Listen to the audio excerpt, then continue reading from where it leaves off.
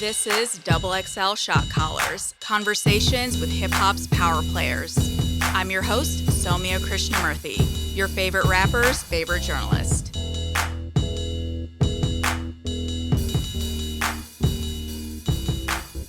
So we have Tuma Basa, the global head of hip hop of Spotify here. Super happy to have you here. Thank you. I'm happy to be here. So you're very humble, but you are the man behind RapCaviar, which is probably the biggest hip hop playlist out there on the streaming platforms. Well, it's the biggest one on Spotify for sure. So I would even argue in the industry. I feel everywhere I go, every time I see you, you're flanked by people who want to know, how do I get on RapCaviar? How do I get my artists on RapCaviar? It's kind of like you're that dude right now in streaming. Yeah, well, one of them.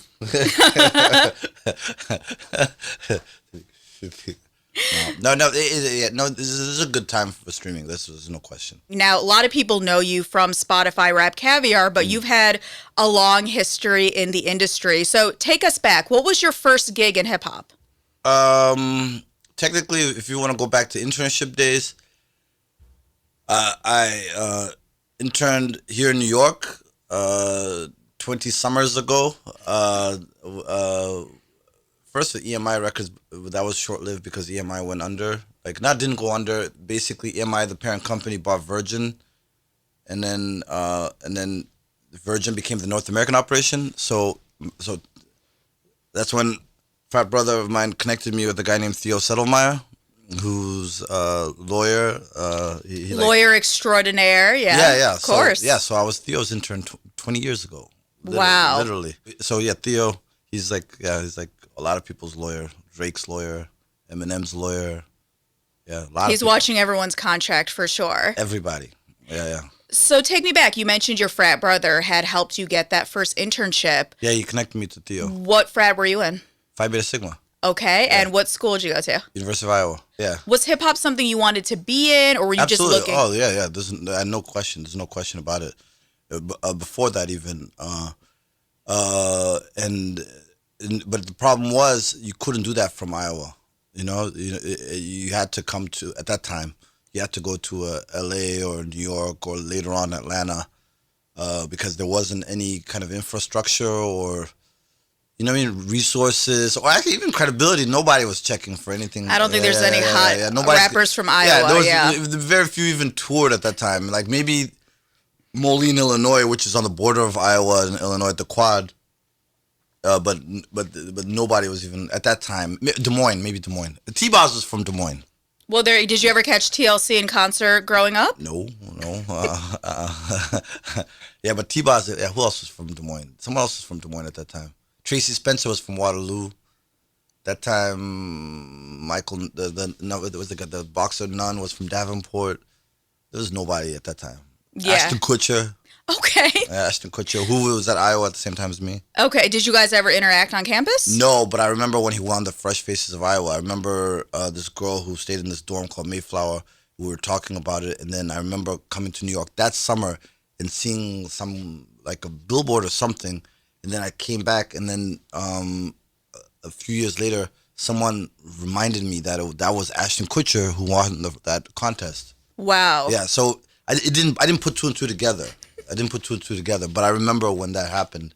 And then there's a girl named Veronica. She worked at the NBA. She's the one who reminded me, no, that was Ashton Kutcher. I was like, what? That was Ashton Kutcher? I was like, oh, shit. Because he's from Amana or something like that. Yeah, so which is like 10 minutes away. So I feel years later, because now he's doing stuff in the tech space, obviously entertainment. Have you ever just emailed him to be like, hey, bro? I don't know the guy. I don't know. Yeah, I don't know. I feel there's some Iowa pride, though. I mean, I went to Michigan, so anytime I feel like there's a Michigan person, I feel I can email them. Doesn't matter what year. I just feel very open. From Iowa. Bangladesh. I forgot about Bangladesh. There you go. Yeah. I mean, yeah, of course. The thing with the Iowa is I went to school there, but I also lived there when I was a little kid. You know what I mean? So I did my elementary school, and then we moved to Zimbabwe when I was 13, and then I came back for school. So there is a pride, or in the States, that's the closest thing to home. And so there is a pride, and then also in a lot of we're talking about like Kalamazoo just now. A lot of places, if you love hip hop or whatever doesn't feel real. You know what I mean? Like it doesn't feel like possible. And now because of the internet, because of a lot of platforms, things have become real. So you could be Soldier Boy in Mississippi and put something on, you know what I mean? And then it connects with a critical mass to give you some type of traction. But before, you kind of had to be in these big cities with big markets with a lot of credibility in terms of music taste or urban experience or et cetera, et cetera. And that's kind of changing throughout the world, not even just in America. Yeah, so I remember growing up in Kalamazoo, the first time I came to New York, I wanted to do one thing. Come to Times Square, stand outside 1515 MTV Studios, and just look up and hope that some celebrity would be there. Yeah. Something would happen. It was across the street back then from the Virgin Megastore. Yeah, exactly. I made the mistake of coming on a Sunday, so that means TRL was not shooting. But I was so excited just to be there, to be in New York, these streets I'd heard rappers name drop, go to Brooklyn, go to Staten Island. I mean, in my mind, I thought I would run into Method Man just walking on the street. That didn't happen, but I was just so geeked to be here. I remember seeing Foxy Brown at One Fish, Two Fish on 97th. It was, and just being, everybody in that restaurant, nobody really cared. I remember it was NBA Finals, and my cousin didn't have a TV. I was staying with my cousin when I was interning with Theo. And I saw Foxy Brown. I was like, yo, that's Foxy Brown. And then I walked up to her. Are you Foxy Brown? What did she say? She's like, yeah. I was like, oh, okay. I was a big fan. It just kept it moving. But I remember going back to school, and it was like a big deal. Like, it was a bit like, I was like, yo, Tuma, who did you see? I saw Teddy Riley. I was like, you know what I mean? I saw Foxy Brown. You know what I mean? It was like a big deal. You know what I mean? So, and now it's all like the world has become smaller, you know what I mean? So it's not as big of a deal, but at that time, It's huge. So as a kid, you said you spent some time in Zimbabwe. Mm-hmm. What were you listening to? Were you listening to the same stuff we were listening to in the States? Like, what was really popping in Zimbabwe? Zim was very influenced by whatever was hot in England.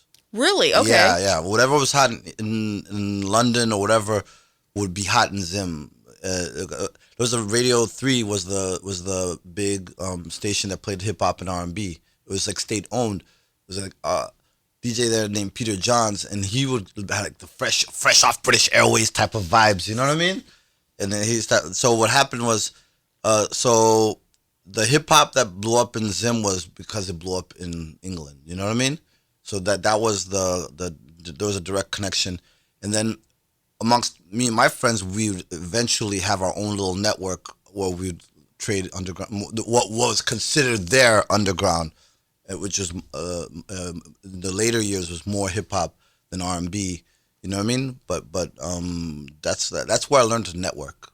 Literally. So what were you listening to in Zim? I mean, this is like when Chronic came out. This is Bizarre Ride to Far Side. And also, I had a connect in the States. My boy Petty, who lives in Milwaukee, when my dad used to come to the States, and then all I would ask for was sneakers or Nikes specifically, because you couldn't buy Nikes in Zimbabwe at the time. Nikes and music and also music videos. So my boy Petty used to tape like MTV, Yo MTV Raps, Rap City, all that stuff. And on even VHS, cassettes. yeah, of course. Yeah, exactly. And then also whatever CDs you have, he put it on cassette. And then even when my sister would come, I was telling a story the other day. My dad did it was like sabbatical in the States, and then she took my sister, and we stayed in Zimbabwe, and she came back with a Jodeci cassette. I was telling the story the other day, and I remember she was like, brought the Jojo, like, yo, this is dope. And it was like, I'm looking at the cassette. Was that Diary of a Mad Band? No, this is the first. This is the Forever My Lady time. Mm-hmm. And we're like, I was looking at the tape like, Jodakai, what is this? Gospel? Like, yeah, what is this? Then you start listening to lyrics, yeah, she's like, no, listen gospel. to this. Yeah, she's like, listen to this, it's good. It's like, it's good, it's really good. And I was like, I didn't even, you put it on, pop. But wait, with hip-hop, is the same type of situation.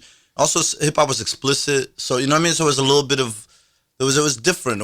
And then also it was like a badge of honor. You know what I mean? Like to have something that you weren't up on, or to what I mean. There was a whole lifestyle attached. There was if a magazine or like a rap sheet or rap pages got to our hands, it would go through 100 hands. Yeah. You know what I mean? Original viral marketing. You know what I mean? Yeah, Exactly. So there was you'd hear of it. You know what I mean? Like, what? There's an issue floating around somewhere, and you read it back to back. Yeah. So the appetite was really high, and then so that kind of you kind of forced to dig music. You're forced to trade.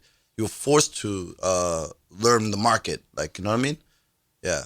Totally. Well, it's interesting because, hip hop is such an international phenomenon, but being in Zimbabwe, culturally, how did you sort of connect with it, right? Because you're hearing artists rap about stuff going on in New York or LA. Like, did it mean anything to you back then? Yeah. And also, I lived in the States when I was a kid in elementary, so it wasn't completely. And also, you had movies that time that really gave you a little bit more context. The Boys in the Hoods and the Menace to Society, Jason's Lyric. You know what I mean? You had all of that. That provided a little bit of you know what I mean, context for those who did not have the same kind of, you know what I mean, global experience that I had. But what happened? Were you that cool kid though? Tuma was the American kid here. Okay, they didn't care. Okay, they didn't care. It was more like just access to music, and also because I used to try to rap too. So you know what I mean? Really? Yeah. Can you drop a little bit right now? No, I'm kidding. I can't do that. I can't. Maybe next year's freshman class, we'll think about it. Yeah, I could never do that. Yeah. But that, it was more of like, especially like, no. See the thing. Okay, this is the other thing you have to remember, and people don't remember this, especially if you grew up with money, is that not everybody. Those you used to have those like the what people now call boom boxes. Sure. You know what I mean? But we used to call them jutes. But what happens is this.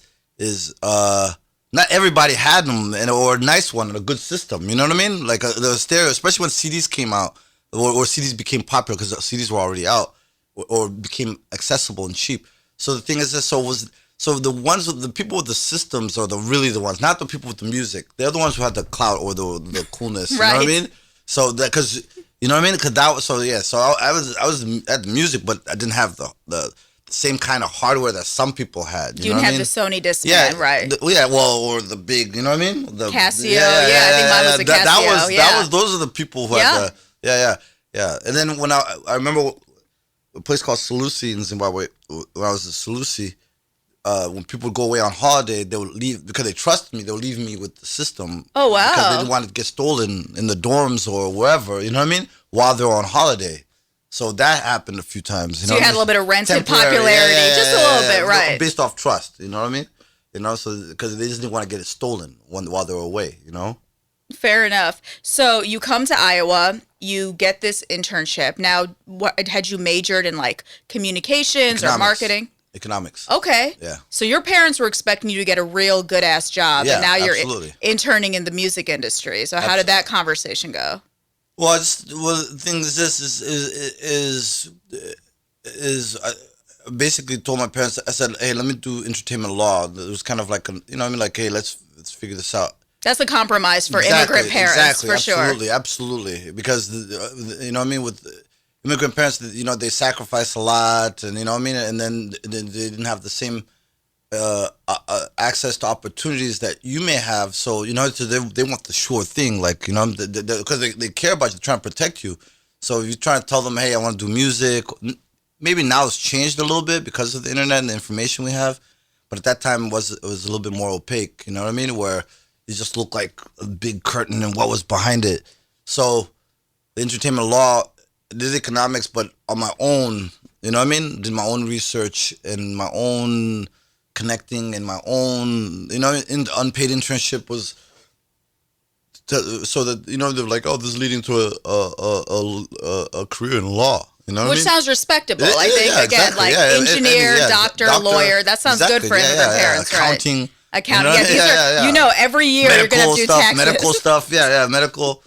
But those are safe. Like they're like, you know what I mean? There's not zero risk. It's just more about the effort or the time or the thing. But we know that entertainment is the same way. You have to put in the effort, the time, and the passion. It's just not as a straight narrow path. So the entertainment law thing helped, and then I got an internship at BET. So this is after you do your stint with Theo and then BET. And what so department I went were you Theo, with then I them? went back to Iowa to finish. Okay. And then I got BET in Washington D.C. Mm-hmm. So I was intern with Eric Parker was intern there at the time.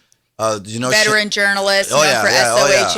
Oh yeah, SOHH. Nas, Time is Illmatic. Music editor at the Vibe and senior editor at the Source back in the Source days.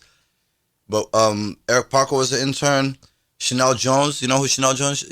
Chanel was she's the host of the Today Show. Like in the morning, yeah. I don't wake up that early, but wow, she's that's on the impressive. weekends. On the weekends, I still don't wake up early. But she's on she's on MSNBC and on Today Show. We were all interns together. Wow. Chanel was intern. Michelle James, who's a big marketing guru now. Who else was interning with us at the time? We even produced a Tavis Smiley show where Cameron and Dame Dash were the guests. Wow. Like they said, hey, interns, you guys get to produce BET tonight. What are you going to do? And then we said, we want Cam we want Dame, because Horse and Carriage was hot at the time. Wow. Yeah. So we even produced that because there was like our end of the year, end of the summer thing. So Eric Parker, I have the picture too. Eric still had dreads. Chanel, Michelle, who else? Shelly Norfleet, I think she's at Nickelodeon now. So, I mean, you're at BET at this kind of opportune time.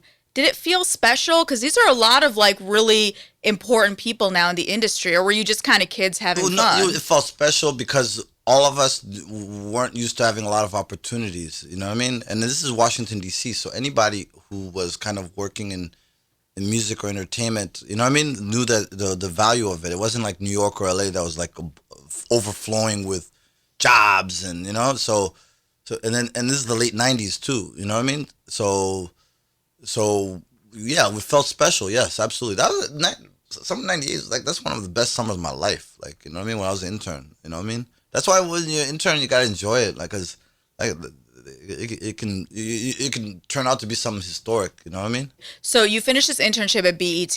Turned into a job. And so they hired you just off the bat. Yeah. Well, not off the bat. Somebody got accepted into law school, and then he was on the waiting list for law school, and he got accepted into law school. And technically, I had graduated, but I was still getting academic credit because I stayed registered. And then what happened was... now, was that something you did strategically? Because again, because So most internships... So that I could qualify for the internship program. Right. Yeah, strategically. I had good advice. I had good mentors. I've always had good mentors. So what happens is this. Someone got accepted to law school. A guy named Dave Hawley got accepted in law school. And then, so as an intern, I used to help around the music department. So Greg Diggs, who was the music director at the time, Dave and Tia Smith were like, hey, how about Tuma? You know what I mean? Like, he's looking for something. And so that's how I got into the music programming department at BET, because I was an intern in news. Wow. And then that's how I got into music programming. Greg Diggs, who was the music director at the time, hired me. And then Greg left after the Busta Janet video. What's it gonna be? Yeah, great video. Yeah, he left after that. And then Paul Porter came, and Paul Porter was the music director for a little while. Then after Paul Porter, Stephen Hill came from MTV, and then Stephen brought Kelly G, and then Stephen moved us to New York in 2000. So being at BET at that time in programming, that's basically the music plum program. position. Music programming. Music program is different from programming, yeah. So that's still a pretty plum position, right? Because this. No, I was the guy you sent the videos to. There was no plum. There was nothing. Really? Plum. So I mean, to me, and I'm thinking. I was in the mix, and you know what I mean. I was part of the music meeting and all that stuff, but it was a lot of like grunt work. Yeah, you're carrying videos. These are 3/4-inch tapes. Wow. Like in mailboxes, like, you know what I mean. It's grunt work. It's not. So you're learning programming and you're networking and all that stuff, but it's not. It felt like manual labor sometimes. You're going through the tapes. You know what I mean. At the 3-minute mark, there's this scene is this. You know what I mean. Going through, doing a lot of So I'm thinking it sounded very glamorous, but you're literally From taking outside. the tapes, watching them, carrying them around. Chironing, putting chirons, changing chirons. You know what I mean? Like, I'll never forget the day Steven was like, hey, we want www.bet.com/music on all the chirons. I was like, oh shit, how's this gonna happen? Like, right. You know what I mean? Spent a whole weekend in the edit suite. Like, you know what I mean? Like, This is not the glamour you thought. Yeah. We have to go through the CG machine, and go through every song, old and new, and add a whole line. And you know how that happened?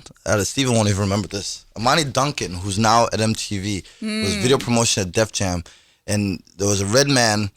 She wanted to put redman.com on the Chiron. And then I remember I went to Steven like, yo, Amani is asking if we could put Redman website on the Chiron, like under, like, let's get. What was his video? Do you remember? Probably maybe I'll Be That. Okay. I'll Be That at the time was a big video. You know what I mean? Remember when the girls on I'll Be That, of course. Exactly, yeah. So maybe it's that one. I'm not sure. But that was, at that time, that was a big video because that was the DC era. So what happened was this. Then I don't know if Steven will remember this, but then he's like, you know what? Nah, we should put BET.com. Brilliant. Yeah, because we had gone from MSBT.com to BET.com. Scott Mills was running it. And then I was like, then he was like, yo, go change all the videos. I was like, oh, shit. Oh, man. Now we have to add another line to the ID. You know, the Chiron is the video ID. So that's the name of the song, exactly, the director, the record label, yeah, right? Exactly, the album. At that time, we used to put the album. So at the bottom, it would say BET.com. www.bet.com/music. That's kind of brilliant. I'm not going to lie. No, of course. For branding. But it was a lot of work. Right. Especially to grandfather all the videos that had already been Chiron. Wow. Yeah. It was a lot of work. How did Redman feel, though, when you said you're not going to do the Redman Redman Chiron? has no idea that conversation happened. Maybe Mani, and maybe she was just throwing that out there. You know what I mean? Yeah. But that's not, you know what I mean? Yeah, but it was but that's not thing. Yeah. So you're at BET, you're the Chiron guy, you're lugging tapes. No, I'm the music video coordinator. Okay, sorry. There was an official title. I did a lot of work. Right. That was one of the things that I had to do, you know? How long were you there before your next move? 4 years. Okay. Yeah. And what's kind of like the biggest thing you learned in that position? The landscape. Because the landscape, in the details have changed, but like the overall, the broad, you know what I mean? The range it's changed also a little bit, but you really, I learned a lot. I learned the fundamentals. Paul was generous enough to teach me the fundamentals. From Stephen and Kelly, they really understood who the players were. You know what I mean? The differences. You know what I mean? They understood a lot of stuff and they shared a lot of information. So I was very heavily exposed to a lot. And BT that time really transformed, especially when 106 hit, because 106 was a hit. Like this is 2000, 106 started, and it was a hit. Like so, we were like experiencing like a hit. Like, yeah, you know what I mean? So a cultural force. Yeah, so I think that was probably one of the biggest. You know what I mean? To witness that, and even Rap City turned into The Basement, and you know what I mean? Tigger, sure. Uncut was a phenomena, like underground phenomena. How did you feel when you saw that Tip Drill video? I have to ask. I was already at MTV by the time Tip Drill came out. Okay, but when you saw it, knowing that you had come from BET, how did you feel when you saw that infamous credit card swipe? No, there were a lot of other videos. Uncut had a lot of stuff before even. That was when the mainstream started catching up, or the big artists. You know what I mean? But there was already like Black Jesus, What That Thing Smell Like, right? Joker the Bail Bondsman, Joker Bail Bondsman, what was Nothing Like Money in a Ziploc Bag. You know what I mean? Like there were a lot of stuff. You know what I mean? The Mighty Casey. There were a lot of stuff that built up to it. So it's just now it's just like the big artists are doing it. Like you know what I mean? Like so there was no shock to me. Like you know what I mean?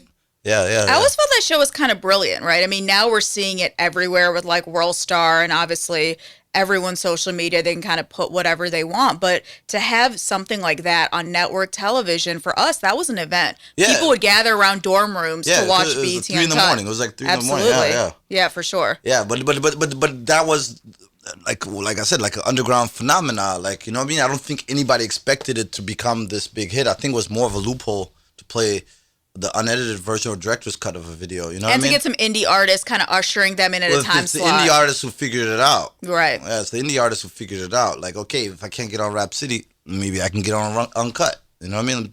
You know? Totally. Yeah. So you leave BET, and what was your next move after that? MTV. Okay, so you're working at 1515. Yeah. the music programming, the music and talent department. They called it music and talent. Okay. So it's the same department. And now we're talking about like the height of TRL. Yes. MTV Jams, was that still Yeah, on? MTV Jams, the channel started 1 month before I got there. Okay. So May 2002, I got there June 10th, 2002. Okay, you have a very good memory. What was the stuff you were doing when you first got to 1515 Broadway? I was the guy for... So I programmed MTV Jams. Me and Butterman split that up. I did like... They had me like doing overnights like on MTV2. You know what I mean? They had... This is like when I first got there. And then there used to be like a show on MTV. I think it was called Heat Seekers. It was like... It depended on when we had music video hours.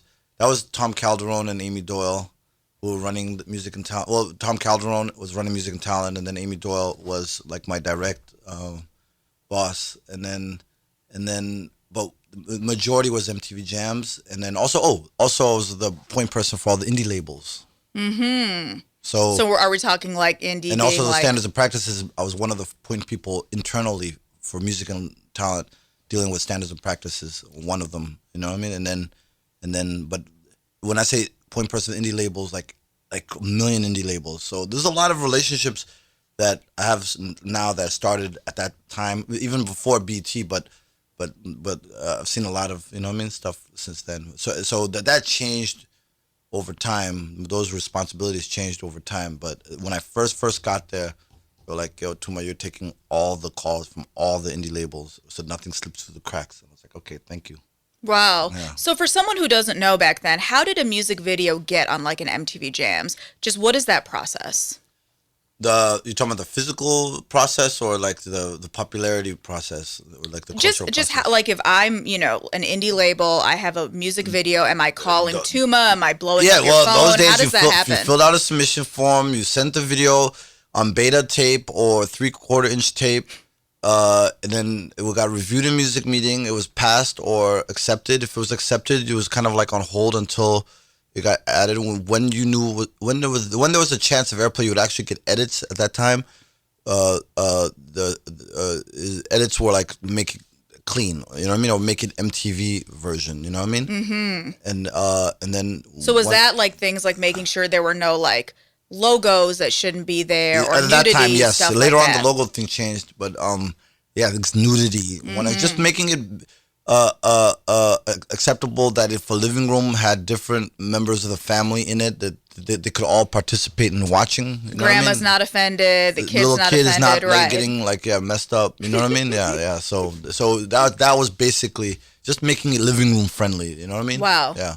Which sometimes is hard in rap, right? Because sometimes intrinsically...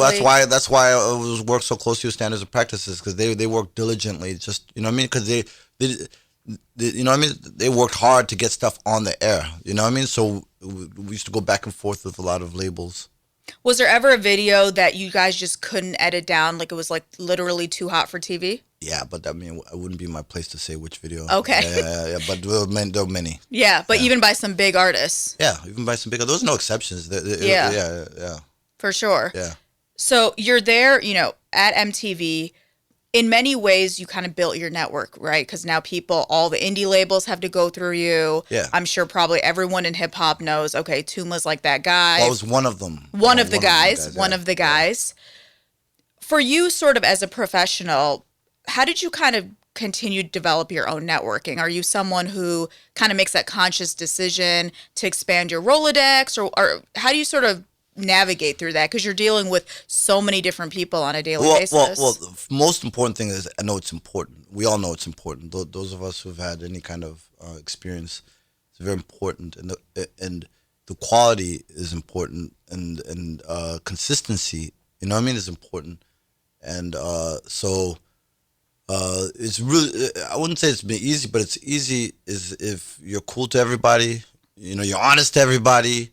You know what I mean? You don't get over on anybody, et cetera, then you don't have to worry about anything, and then you're just building and building and building, and you know what I mean? And you're just cool. It's just like...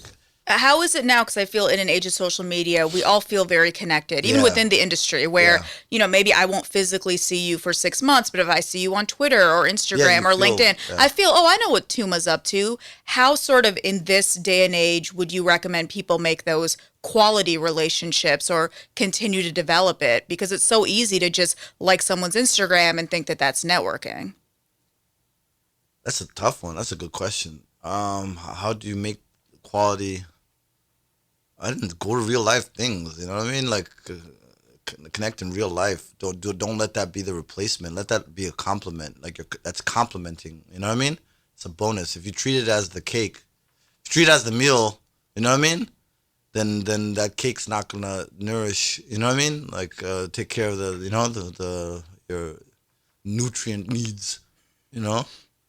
Yeah, that's You'll a be tough one. malnourished. Yeah, Yeah. you'll be malnourished. Yeah, Yeah. yeah. But yeah. So treat it as bonus. Treat it as like dessert. Like social media's extra, not the replacement. Not a substitute for real life. Yeah. And I would say that probably extends even to artists as well, right? This Yeah. idea that you can be huge online, but there's just still that tangible element connecting with Yeah. your fans, connecting with people in the industry. I think people still like, shaking hands. How are you? Looking into someone's eyes. I don't Yeah. think a tweet can sort of replicate that. Because the people like to know that something is real. Whether a person is real, a relationship is real. The people like realness. You know what I mean? So virtual. It's not saying that virtual is not real, but it doesn't complete. You know what I mean? You have to be there. That's why someone will move from a Kalamazoo to a New York or Iowa to New York is to say, hey, this is where the concentration of, you know what I mean, this activity is. Then I have to be there, and then maybe there's a time I don't have to be there, but in the meantime, you need to be where the action is. Yeah, I agree. And I think even now, hip hop is global, but in America, it's New York, it's LA, it's Atlanta to a certain extent. Toronto, for sure. For sure. Toronto is on its way to becoming on its way. I'm just saying this right now, the most important city in music. You heard it here first. Yeah, it's on its way. Yeah. Yeah, it's on its way. Yeah. And so I think, wherever you are, finding that city that makes sense for what you want to do and spending some time there, I think is still very valuable. Absolutely. Absolutely. You mentioned kind of the importance of mentors, and you were able to have good mentors. For a lot of people, it's hard to find mentors, right? If maybe their boss isn't very mentoring or they're in a company that people just aren't really looking out for them. How do you sort of identify mentors or advise people to find good mentors? I mean, is take the formality out of the process. You don't even have to call somebody your mentor or feel like, you know what I mean? Mentorship kind of happens organically. Even the people I was saying that were mentoring me, they may not even know they were mentoring me. You know what I mean? So it feels pressure when somebody's like, hey, can you be my mentor? Like, oh my God, that's like pressure. You know what I mean? But if you actually seeking knowledge or wisdom or asking somebody to share their experiences or getting advice, people like feel flattered. Like okay, that means you regard me in this way. So even when I'm saying mentors, none of these people are like gonna be like some big name people, et cetera, but they played a role in my life or in my career. You see what I'm saying? Where they were sharing, you know what I mean, and sharing protective words. Or productive words. So let me start rhyming. You know what I mean? Like things That's your rapper persona exactly, coming back from Zimbabwe, right? Exactly. Yeah, you're only in Radio 3. Right. There's new shit coming soon. But it's so taking the formality out of that process. Just respecting your elders and saying, hey, you know what? This person may have saved me 20 years. You know what I mean? By one sentence. And then like, okay, now I don't have to spend 20 years because, you know what I mean? That makes sense. Pow, Yeah. And it's crazy. I know from my own experience, so many kind of OGs have shared, even if it's just one sentence or a kind word that has meant so much. So, I know the industry, there's a reputation that people aren't really mentoring or very nurturing. But I have found from my experiences that there are people, I think it's just approaching them the right way. Exactly. Be respectful. Be Don't respectful. ask for too much Yeah, time, yeah, stuff like that. Yeah. Be respectful, then they don't feel like you're coming to take their place or whatever. You know what I mean? It's like, okay, this is somebody who acknowledging the value of whether the guidance or direction or, you know what I mean? You know what I mean? Or you know, they put placing value, they're placing respect on it. You know what I mean? So you come to correct, you'll, you know what I mean? Like, you can't Google this shit. Like literally, you know? And I always say, don't ask for anything, right? Sometimes it's merely, it's better. hey, you know what? My uncle taught me that. Yeah, tell me. What'd he say? Well, my uncle taught me when you build with people, you don't come at them asking. I remember exactly when he taught me that. Literally, it was me, my brother, my uncle who lives in Swaziland. I remember him saying, like, you know, when you're building with people, you don't think, because now you're creating like a wall, like you're putting up. They put up a guard now. Now there's like a defense mechanism occurring. You know, it's like you just build with them. You know, just be cool. You know, pay it forward. And then they're like, hey, this is a cool person, you know? And then you set the pace, you put the relationship, you set the pace for the relationship.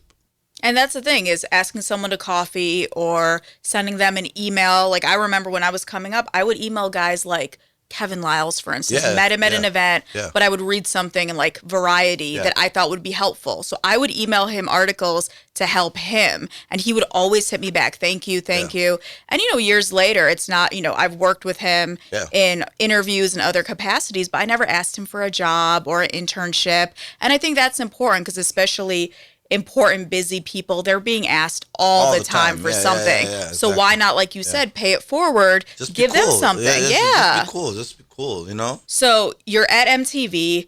Tell me about that decision to leave. Leave MTV? Yeah. Oh, wow, you're asking sensitive questions now.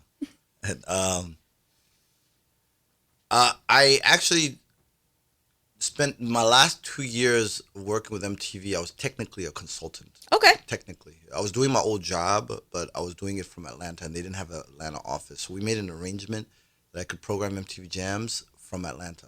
So now I'm programming MTV Jams, right?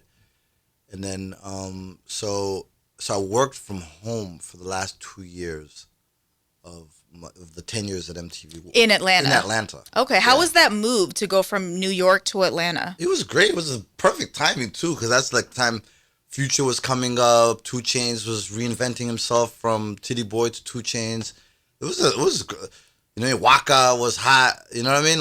That was the place to be, Atlanta. Yeah, I mean, it was like perfect timing. It was amazing. It was a great experience, and up to today, I value that those 2 years I spent in Atlanta. And in Atlanta, really, when I was doing MTV Jams, a lot of the people that I dealt with were based in Atlanta anyway. So I already knew a lot of people. So when I got there, it was like, welcome, you know what I mean? Right. Yeah. So one of the lessons I learned is sometimes when you're far away, you know, out of sight can be out of mind. Totally. Yeah. So towards the last, so when I was leaving MTV, the last part was kind of a little bit of out of sightness was going on. I was making less frequent trips to New York. You were like basically the satellite office. Not even satellite office. I was working from home. Because at that time they'd invented like Citrix and stuff like that, and you could remote access to all the programming software. I could call the NOC, which is like where all the videos used to run from. You know what I mean? Like, it was no long distance charge. You know what I mean? The technology had changed. Mm-hmm. So that's why I could do everything remotely. But that's where the real life part comes in, when you're not in certain meetings, and you know what I mean. So there was more of that, and also an opportunity came up.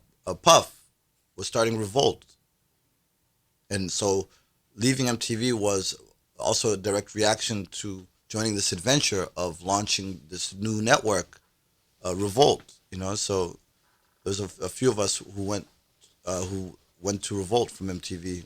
Me, myself, Ramon Dukes, Whitney Gale Benta. Who else came from MTV? It was a bunch of us. You know what I mean? So it was just like an adventure, you know? Yeah. Is it something that Puff kind of approached you? Like, what was sort of the pitch? Because that's hard, right? Well, to go few from an things established brand to a brand new network run by Sean Combs. Few things happened.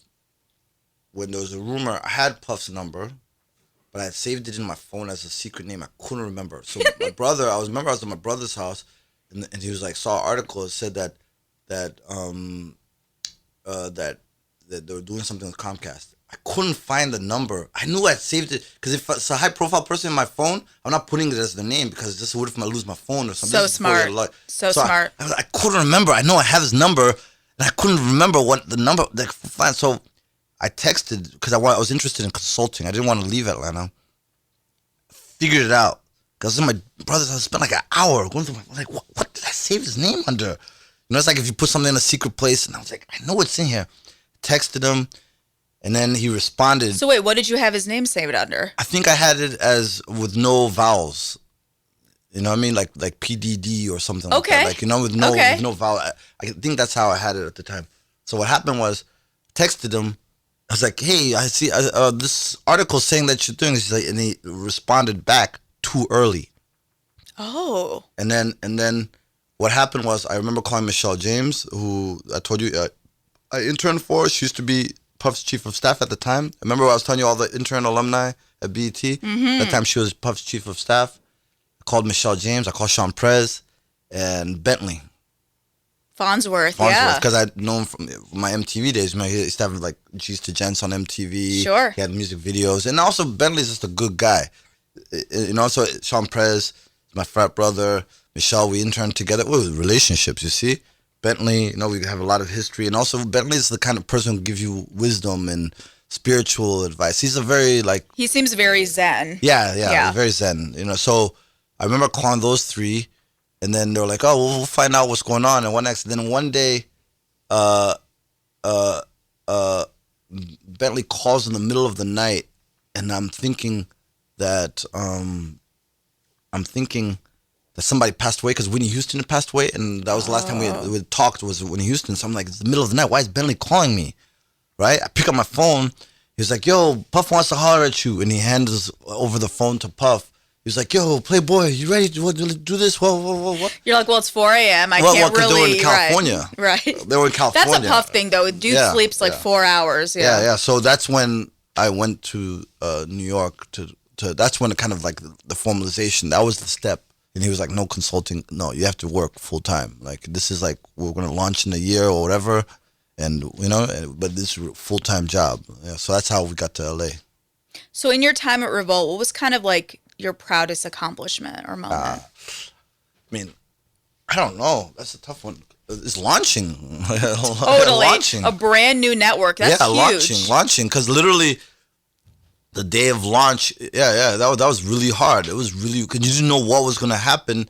Literally, I remember Gate of Revolt was just like a mix show on the gate. That episode literally got to the Master Control, which is like the place where they air everything. Like literally like 5 minutes before it aired. Like, you know what I mean? Like the lady who made it happen, we took her out to a sushi dinner and like, you know, just say thank you. Thank like, you. Yeah, right? because we know this is last minute. We know, but these things had to be tweaked, you know, and it had to be perfect. So I think launching was everybody's, nobody realized how hard that is, you know what I mean? To launch, to get something going on the air. And then it's never gonna stop. It's not gonna be like, oh, we're taking a break. There's no days off. Yeah, there's no day. Yeah. You know what I mean? Today's Veterans Day. There's no TV. No, nothing like that. You know. And people don't realize when you're doing original programming, that is 24/7. There's no dead air time. And there was a lot of live programming too. So that was another hard thing about. I've done Revolt live a few times. Yeah. Live TV. That's very difficult. Live is very difficult. It's a lot of pressure. Because you're literally live, you know? So you're at Revolt, and then you make your next move. When did that happen? 2015, 2.5 years ago. 2.5 years ago? Yeah. And tell me about that decision to leave. Well, before I left Revolt, there was a guy named Andy Harms who did the alternative programming at Revolt. He used to use Spotify a lot. And so he kind of made me excited about Spotify. And And then Were you on Spotify at the time? I was. Or no? You I were. was. Okay. I wasn't like a frequent user because it launched in the U.S. Yep.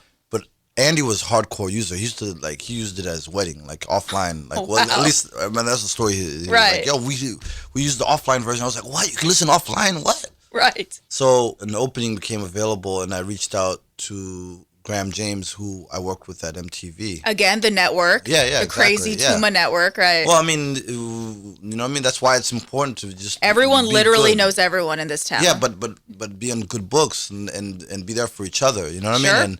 And be honest with each other. If something's not possible, like, hey, it's not possible. It doesn't look likely or whatever, and then Don't you don't string waste people anybody's time. along, Yeah, for sure. You know?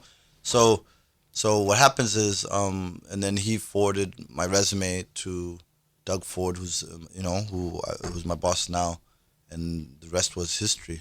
Yeah. So what excited you about going to Spotify? Because at that time, now we can say there's millions of people on it, everyone listens, but that was still kind of in the early stages for the American sort of hip hop scene for you to make that move. Well, first of all, the technology part, you know what I mean? Just being in that space, what used to be called new media. Sure. You know what I mean? Back in the day. That was exciting. I like But kind of scary too, right? No, not scary. Because it was, by then it was like, because the thing is this, because it was like fresh. You know what I mean? It was new. Like, remember, you have to remember, I'm coming from like cable TV. But don't forget, we had Napster, Ask Jeeves, these guys, America Online. No, these guys, they got it together. I'm not worried about Right. that part. Yeah, they have it together. The what happens is, but it was like a chance, you know what I mean, to kind of be in something new and fresh and very intelligent risk. yeah, Right? yeah, exactly. Yeah. So it wasn't that. And from my perspective, it was, you know what I mean? It was like a no-brainer from my perspective, you know what I mean? Yeah.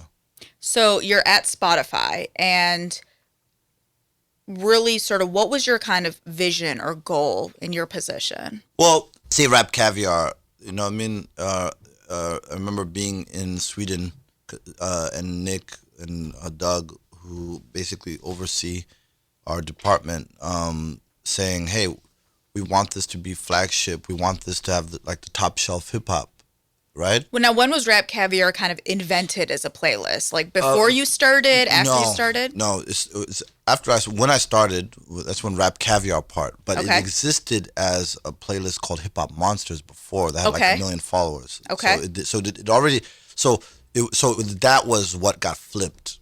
Okay. Yeah. So it was. Did you come up with the name RapCaviar? Yes. Great name. Oh, thank Tell you. me, where did you where that come from? I was inspired. You were by, at Nobu and you were eating caviar. No, right. I don't eat caviar. I don't eat that shit. This is because caviar is a metaphor. It's not. Yes. So it's not the food. It's the prestige or the exclusivity. Yes, the You know what I best mean? of the best. Yeah. I was joking with Andre Harrell that he had a album back in the day, Dr. Jekyll, Mr. Hyde, the Champagne of Rap. Mm-hmm. So it's the same kind of concept. So I was joking with him, like, yeah, this came from Champagne of Rap. But that's a long story, but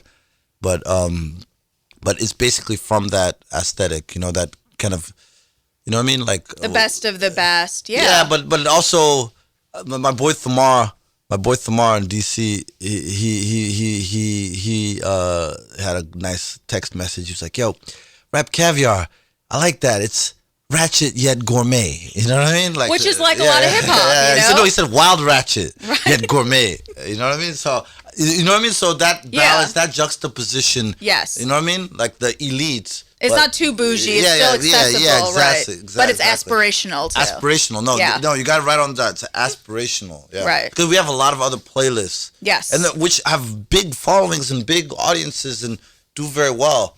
You know, we have 4,500 playlists on Spotify playlists, and then we have like 3 billion total playlists on Spotify. Sure. So yeah, 3 billion, like literally, because that's people like me making making their my own, throwback. Yeah, exactly. My X Factor playlist. You know, we don't have to go into that. So you know what I mean.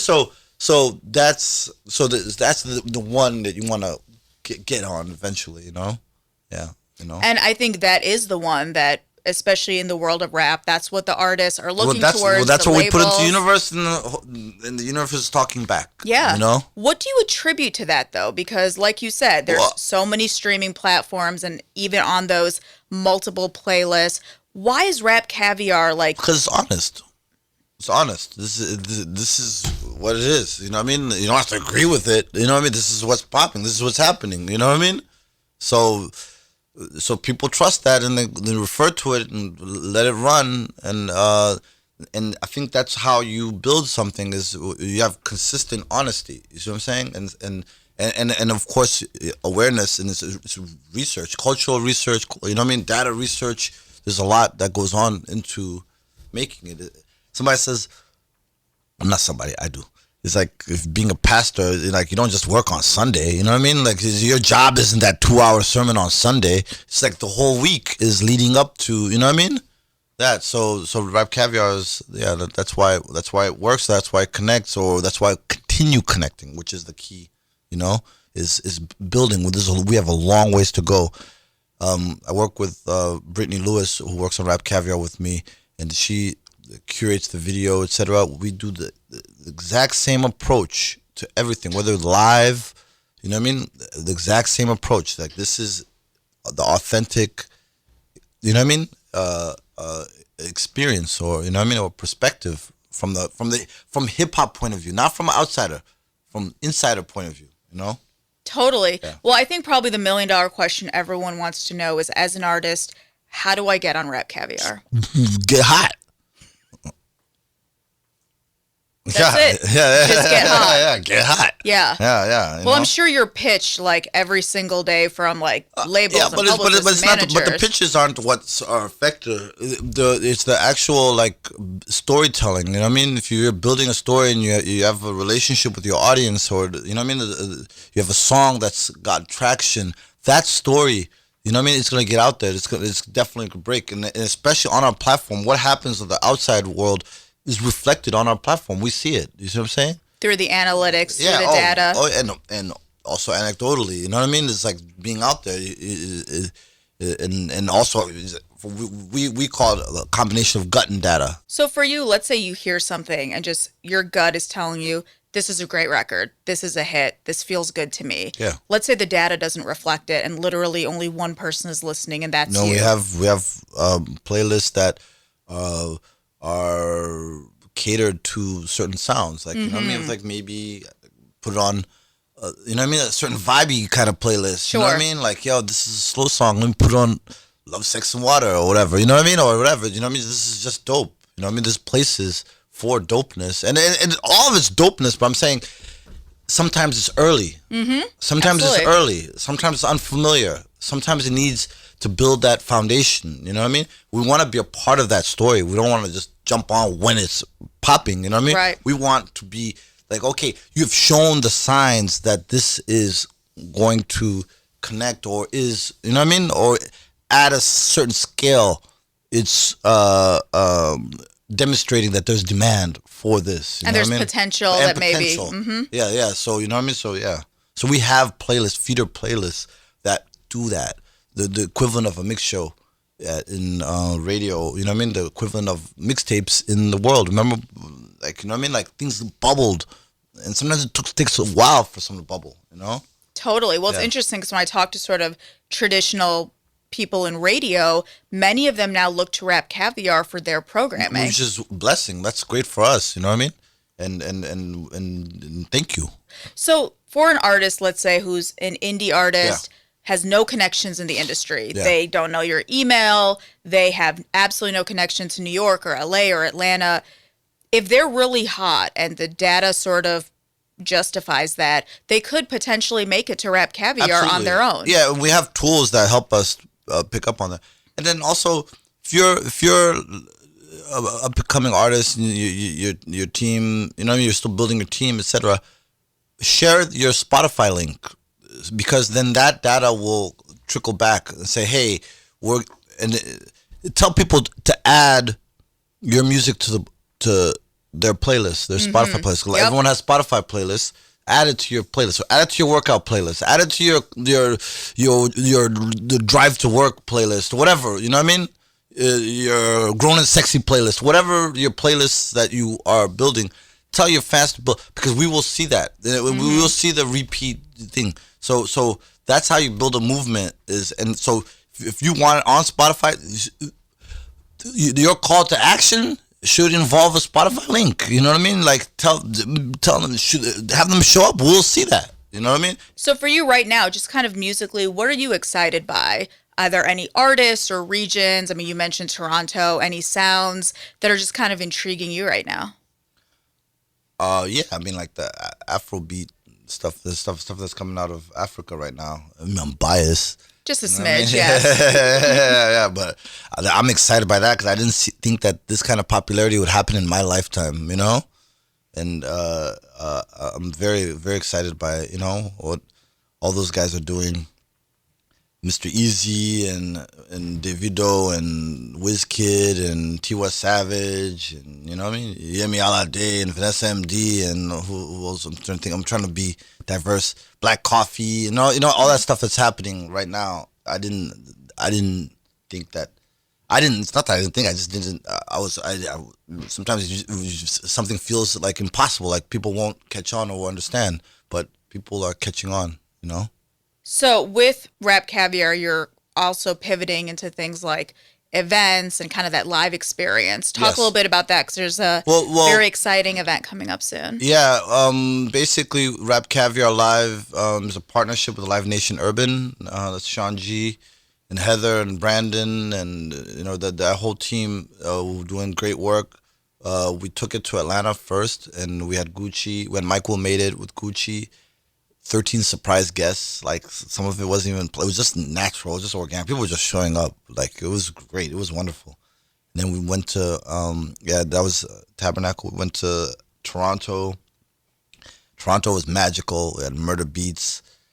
Brought out Pressa. That was a really incredible moment. We had Cardi, Uzi. Who else? It was a lot of, you know what I mean? Like Drama brought out Tory Lanez. You know, it was incredible. Like, you know what I mean? It was just like Chicago was incredible.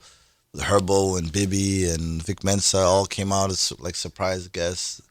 And in New York we have the Diplomats and we have ASAP Mob, A Boogie and Don Q. So who's curating these lineups? I mean, obviously we do it all guests. together. We do it together. Okay. Yeah, we do it together. It's you know, it's a collaborative effort. Yeah, and everyone just feels right. You know what I mean? It's like, you know, we just do it together. Brittany, Heather, Josh. You know, we all do. There's a whole team. Like we all just and it's just natural. It's just fun. And that's all we ask, by the way. And we don't want anybody who doesn't want to do it. You know what I mean? It's just like if you want to do it, you know what I mean? Yeah, so that energy gets transferred to the shows. Totally. Where everybody just wants to be there and have a good time. And yeah, exactly. So it's really cool. It's just organic. It's just fun. And how can sort of fans attend these shows? Buy tickets. Okay. Yeah. You don't have to like be a Spotify. No, it's a ticketed event. Yeah, for sure. Yeah. All of the shows have been sold out. So for you, what's sort of your goal for RapCaviar? Like big picture. Big picture that matters in the big like historically, you know what I mean? As a, you know, the way that, let's say, Soul Train, you know what I mean, or Yo MTV Raps or American Bandstand or Rolling Stone or XXL, you know what I mean? Like they have their place, you know what I mean? Yeah. They have their place, you know what I mean? Like in culture, like not even just music, like in culture, like, you know what I mean? That there were things that would not have happened if it weren't for RapCaviar, you know what I mean? And history or the world or music or hip hop is that much better as a result, you know what I mean?